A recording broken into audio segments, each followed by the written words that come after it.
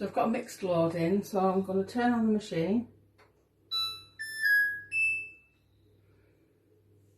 And then I'm going to select my programme using the dial.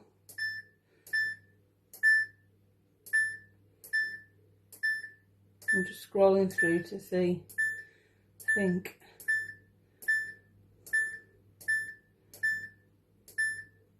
That's a mixed load because I've got some cotton towels and I've also got some synthetics in there. 40 degrees, I'm turning that up to 60. 2 rinses and 1400 spin.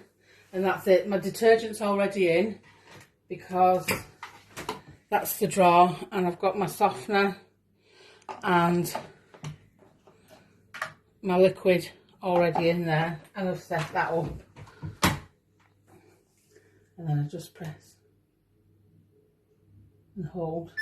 That's it.